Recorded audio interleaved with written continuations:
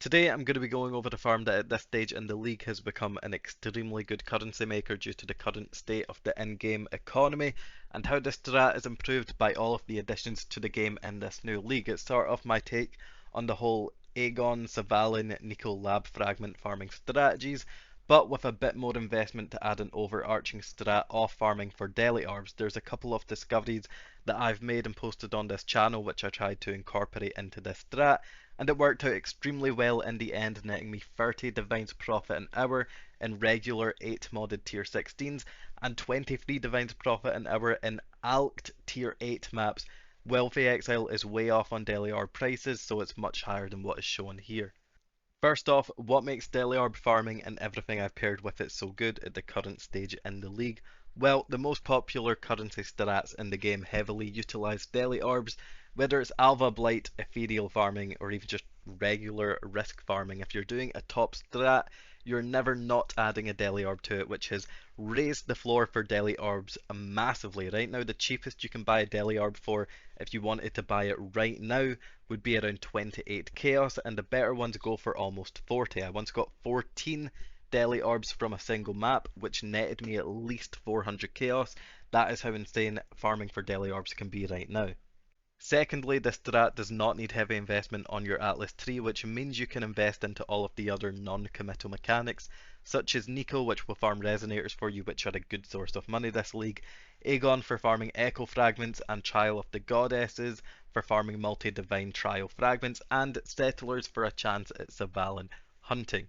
And lastly, almost everything that I'm talking about can be done in yellow tier maps, which means a strat that is usually fairly rippy and requires a very good build to do can be brought all the way down to lower tiered maps and still be an insane moneymaker. I mentioned it earlier, I made 23 Divines Profit an hour, over 1 Divine Profit per map in tier 8 tropical islands with this strategy. There are not many strategies that are capable of doing that. But why does this strat work in yellow tier maps in the first place? First off, the bulk of the loot comes from your Delirium Orb mirror, not the map itself, which is still going to drop a good amount of loot and Deli Orbs, even in yellow tier maps. Secondly, the wiki states that memory tears can only be found in tier 14 and above maps. That is wrong. I mentioned it in an Essence video I made a few weeks ago. You can find memory tears as far back as yellow maps, and maybe further. I've not tested if you can find them in whites. In 50 tier 8 maps, I found 5 memory tears. At the current prices of these echo fragments, I made over 10 divines alone from them. Having the ability to farm that sort of currency in yellow tier maps and having it not be exclusive to tier 14 and above maps is massive and something that a lot of people still do not know about.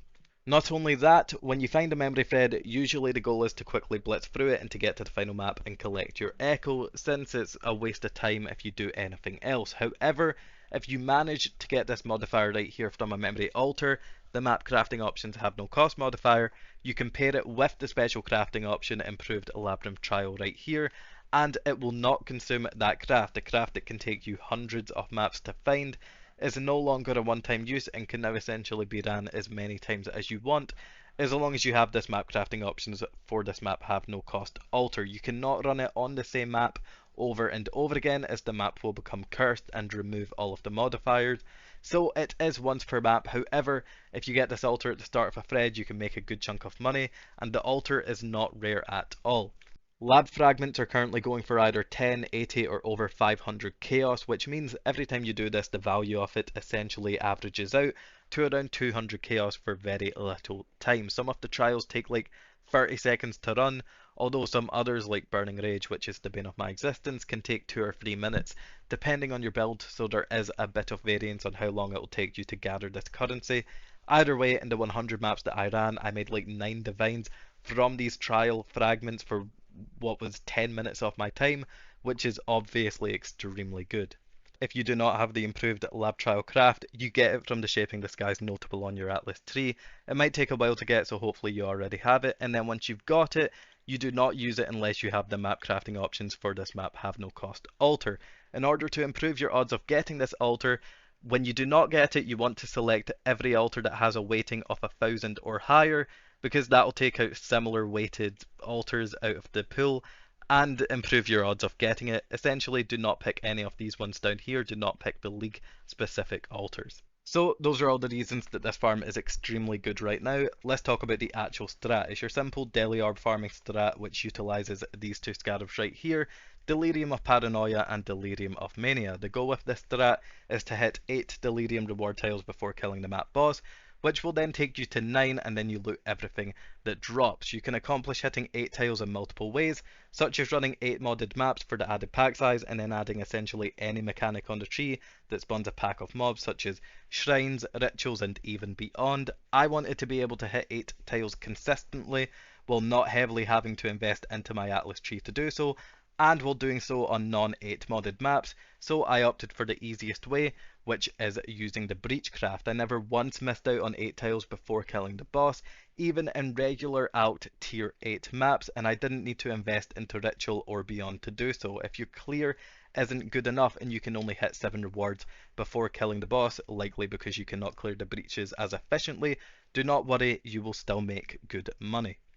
Something important though is there is such a thing as being too fast with this strategy. You will outrun the fog and you will have to run back and wait for it to catch up by either standing at the edge of it or backtracking and running back through the map and then running back to where you were. So being too fast will bite you in the butt, so watch out for that.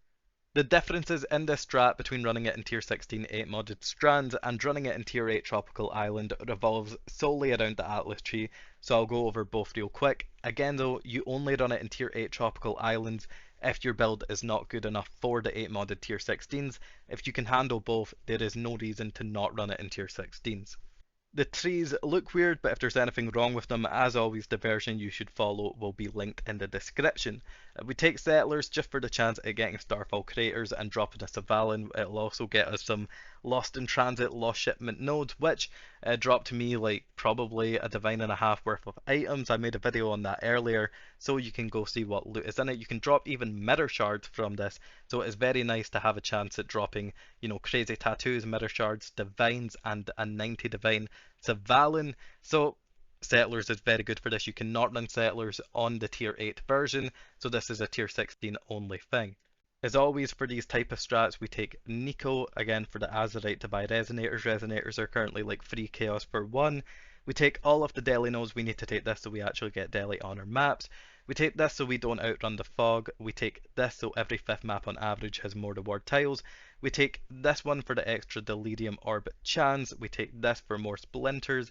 And we take this one up here so we can actually get to level 9 on our rewards at the end of the map. We do not take any cluster jewel nodes because we honestly do not care about cluster jewels. You'll only ever drop a cluster jewel that's worth like 10 or 20 chaos realistically, and in my opinion those are not worth the trouble selling. We only want stuff that is easily liquidated. Then as usual, we take memory tear chance at the top, some map modifier effect. We take this lab node down here for the chance to get an improved lab fragment. You do not need to run the lab every time you see it, only when it says offers an improved offering, and then you can use whichever altar you want. We don't invest into either of them. This would be what you would run for tier 8 tropical islands if your build is not good enough for 8 modded tier 16 strands. You would drop settlers and you would take some map sustain nodes, and you would take singular focus and favor tropical island on your atlas. All 4 voidstones, you drop them from your atlas tree. You will easily sustain your maps by doing this. At the end of every map, your delirium will give a little explosion of tropical islands. That's where you will get all of your sustain from. Make sure your filter is not hiding them though, because if you have like an uber strict filter, it will absolutely hide all of your yellow tier maps. Both of the trees will be in the description. Again, if there's any mistakes, it will be fixed down below, so always follow the links down there. And that brings me to the loot made. You can see here from the tier 16 8 modded maps, I made almost 20,000 chaos in 50 maps, with almost half of that being just Deli Orbs. Like I said earlier, Wealthy XL prices were way off. The Delirium Orbs are worth more than double what that shows. So if you're tracking your currency made through that, just know you'll make more when you actually sell through Faustus. All the other loot is on the right. You can see a good amount of echoes, a good amount of trial fragments because I used the map crafting options have no cost trick, a good amount of stacked decks and just miscellaneous stuff, but almost all of it sells on the currency exchange. 76 divines profit in 50 maps for me here, 72 if you minus a lucky fracture, over a divine profit per map, or 30.4 divines profit per hour for me.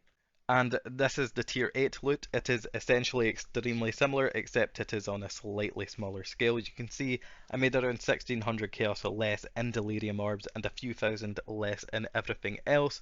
I got 5 memory tears, which is insane. Obviously, that can even happen in yellow tier maps. Not sure if it's a bug or, if the wiki's just wrong, but it can happen in yellow tier maps. I only got the map crafting option, has no cost for 2 maps in those 5 threads, which I would say is pretty unlucky. Either way, in the end, 57 divines profit in tier 8 maps, 23 div profit an hour in tier 8 maps. That is extremely good. There is not many other strategies that can accomplish that. This docs will be in the description below if you just want a quick glance over the expected loot. I'll do a quick little showcase on the tier 8 tropical islands just to end this video off so you can see how I run the map and all. One thing is, do not kill the first pack of mobs too fast after going through the Delirium Mirror, or it won't count towards your progress. We got a trial, again do not run it unless it says awards an improved offering. This one does say that, so we run it. It's Burning Rage though, this is the worst one. It'll take a couple minutes to run, so I'm just going to cut it until after. Oh, and that's why we done all of the trials, just like that. We made over 2.5 divines. It took 2.5 minutes to run. Burning Rage is by far the worst out of the lot. Some others can take half a minute to run, but we got Burning Rage. The averaged out expected currency made from running these trials should be around 200 chaos, assuming that all 3 fragments have the same drop chance. Obviously, you can run it 3 times and get the worst one 3 times in a row, or get the best one 3 times and make 7 divines in a couple of minutes. We got the best one there, which is nice. You know what's crazy? I can't remember the last time I actually clicked on a mercenaries to see its loot. I feel like I saw those statistics given out by GGG about how little loot they actually drop, and then essentially gave up on them. If anyone's wondering what build and merc I'm running, it's Kinetic Blast Deadeye. Cost is around 400 to 500 divines, including this merc, and the merc is your classic Doriani setup. Strengthened merc with Wrath and Wrath effect on your staff and belt, with minus lightning res on rings. Again though, I'm not really rushing through the map, I'm not using shield charge, I'm sort of just walking along it so I don't outrun the fog. I probably finish all of my maps in under 2 minutes when I don't need to run a trial, so the maps are not long at all. Usually you'd hope to get all your breaches sort of together so you can activate them all at once. Mine were sort of split this map, so I wasn't able to do that. So a little bit more time spent on the breaches, but you can see we're approaching 8 and pretty handedly. I didn't even really clear that breach properly. I just really killed the initial mobs, and then we'll get to 9 after killing this boss, and that is essentially it. Just to see the loot that we get. Again, I've gotten 14 Delirium Orbs from ones, which is like 40. You can see all the tropical islands. This is how you sustain your tier 8 maps if you do need to run it on that. Looking at the loot, 5 Deli Orbs, we got a gift to the goddess. This was a very good map, 7 stack decks. We made a lot of money. Even without the gift to the goddess, you would have made a good amount of money on the Delirium Orbs alone. I guess I'll just ramble to end this video. This is probably going to be my last video of the league. I feel like I've done almost everything I wanted to do, and I also feel like I put out some pretty quality videos this league, which is definitely shown by the amount of support I've been getting on my channel and even just the messages in game. I've gotten some really kind comments and messages, and I appreciate them all. I'm close to like 5,000 subs, which is pretty cool considering I still sort of treat this channel as a way to document and share my own discoveries. So having a pretty decent impact on the game this league was a pretty cool feeling.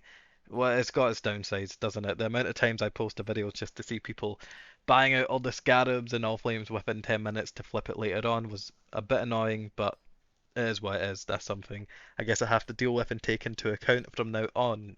But anyway, I do really appreciate all the support this league. I'm going to stream the next PoE 2 league.